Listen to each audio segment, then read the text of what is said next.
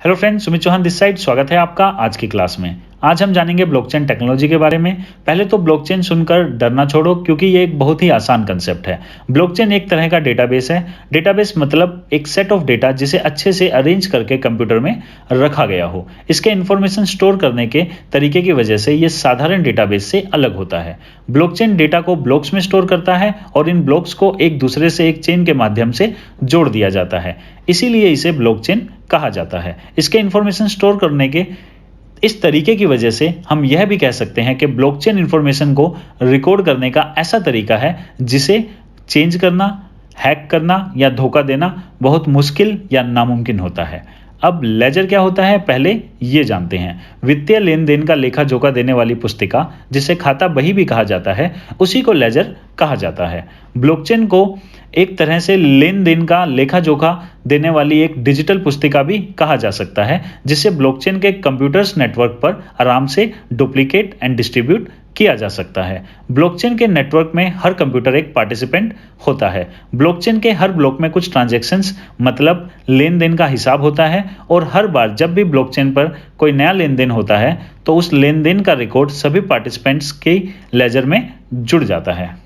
Decentralisation को अब समझते हैं। डिसेंट्रलाइजेशन एक प्रोसेस है जिसके तहत किसी ऑर्गेनाइजेशन के कामों को किसी सेंट्रल या अथॉरिटेटिव ग्रुप से दूर कर दिया जाता है। जो डिसेंट्रलाइज्ड डेटाबेस बहुत सारे पार्टिसिपेंट द्वारा संभाला जाता है उसे डिस्ट्रीब्यूटेड लेजर टेक्नोलॉजी मतलब कि डीएलटी कहते हैं। ब्लॉकचेन भी एक तरह का डीएलटी है, जहां एक कभी ना चेंज हो सकने वाले क्रिप्टोग्राफिक सिग्नेचर द्वारा लेन देन का रिकॉर्ड किया जाता है, जिसे हम हैश कहते हैं। ब्लॉकचेन इस्तेमाल करता है क्रिप्टोग्राफिक तकनीक को, ताकि जो डेटा नेटवर्क में स्टोर किया जाता है उस पर सिक्योरिटी की एक और लेयर जोड़ी जा सके। क्रिप्टोग्राफी को हम अगली वीडियो में अच्छे से समझेंगे। मतलब अगर समझा जाए तो ब्लॉकचेन कुछ ज्यादा टेक्निकल चीज नहीं है, बल्कि लेन देन के रिकॉर्ड्स को रखने का एक डिजिटल डिसेंट्रलाइज्ड तरीका है, जिसे चेंज करना, हैक करना या धोखा देना बहुत मुश्किल या नामुमकिन होता है।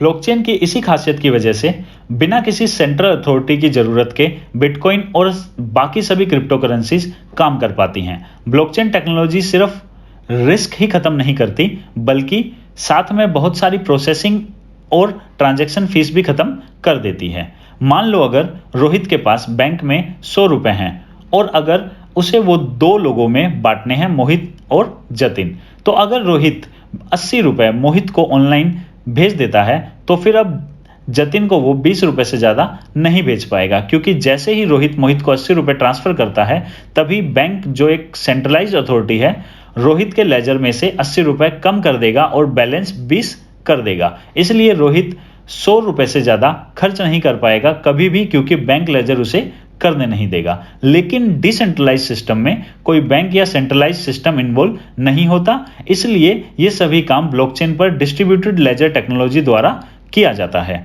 बैंक सिर्फ ये सब लेजर मैनेज इत्यादि करने की वजह से हमारे पैसे पर हमें बहुत कम इंटरेस्ट देता है, जो इन्फ्लेशन से भी कम होता है। मतलब बैंक में पैसे रखकर हम अपने पैसे की वैल्यू कम करते हैं, लेकिन बैंक्स हमारे पैसों को लोन पर देकर हाई इंटरेस्ट कमाते हैं।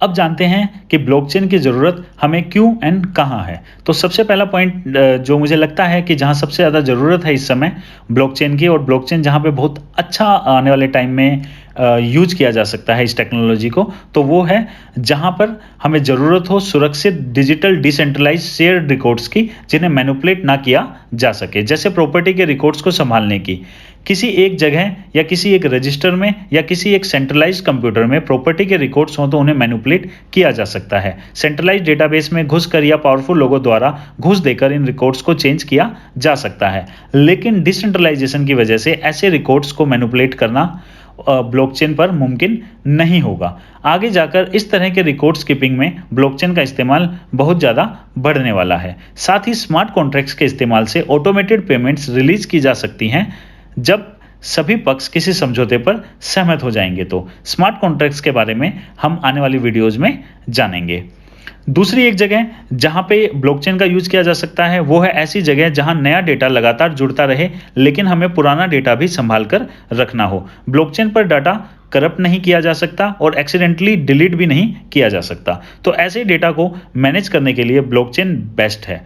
तीसरी जगह जो आने वाले टाइम में बहुत ही ज़्यादा यूजफुल रहने वाला है वो है हमारे प्रेजेंट बैंकिंग सिस्टम को कंप्लीटली एक तरीके से चेंज कर देना।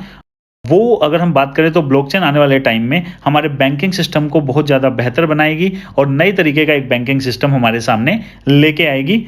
इसलिए हम बोल सकते हैं कि बैंकिंग सिस्टम में जो योगदान रहने वाला है ब्लॉकचेन का बहुत अच्छा रहने वाला है, लेकिन इसे हम आज नहीं, इसको हम डिस्कस करेंगे डिटेल में डिसेंट्रलाइज्ड फाइनेंस की क्लास में, जिसे हम DeFi भी बोलते हैं। फाइनल अगर मैं बात करूं, वैसे तो ब्लॉकचेन के बहुत सारे यूज हैं, बहुत सारी जगह ये यूज होगा, लेकिन एक ऐसी जगह जहां मैं बहुत ज़्यादा पॉजिटिव हूं और मुझे लगता है कि ये सबसे पहले यहाँ पे ब्लॉकचेन टेक्नोलॉजी को हमें यूज करना चाहिए, तो वो है हमारे सप्लाई चेन के अंदर। हमारी सप्लाई चेन को बेहतर बनाने के लिए ब्लॉकचेन का योगदान बहुत सराहनीय होने वाला है। ब्लॉकचेन टेक्नोलॉजी की मदद से हम ये पता लगा पाएंगे कि हम जो प्रोडक्ट खरीद रहे हैं वो असली है या नकली, क्योंकि हम ब्लॉकचेन पर देख पाएंगे कि जो प्रोडक्ट हम दुकान से खरीद रहे हैं क्या वो उस दुकान तक कंपनी की तरफ से पहुंचाया भी गया है या नहीं, और अगर पहुंचाया गया है तो कितनी मात्रा में, और उनमें से कितने प्रोडक्ट अभी बिक चुके हैं और कितने प्रोडक्ट अभी उस दुकान पर बाकी हैं। इससे नकली प्रोडक्ट्स पर रोक लग जाएगी। और मेडिसिन की फील्ड में यह होना बहुत ज़्यादा जरूरी है। तो मेडिसिन की फील्ड में ब्लॉकचेन एक क्रांति लेके आएगा और सभी नकली दवाइयां बिकनी बंद हो जाएंगी। ब्लॉकचेन टेक्नोलॉजी से पारदर्शिता बढ़ेगी और इसकी वजह से ग्राहकों को बहुत ज़्यादा फायदा होगा। तो दोस्तों, एक चीज़ हमें समझनी होगी कि ब्लॉकचेन इंटरनेट के बाद आने वाली एक बहुत बड़ी क्रांति है। इसको प्लीज अच्छे से समझें और फिर इसमें इन्वेस्ट करें। तो आशा करता हूं आप सभी को अच्छे से समझ आ गया होगा कि ब्लॉकचेन क्या है, और अगर आप किसी और टॉपिक पर वीडियो चाहते हैं तो उसके बारे में हमें कमेंट बॉक्स में लिखकर बताइए। और आज की वीडियो को मुमकिन बनाने के लिए थैंक्स टू EOM-Tron। अगर आप भी चाहते हैं भारत में सभी को अच्छे से जानकारी हो ब्लॉकचेन या क्रिप्टो करेंसीज की, तो सभी के साथ इस वीडियो को शेयर करें। Thank you.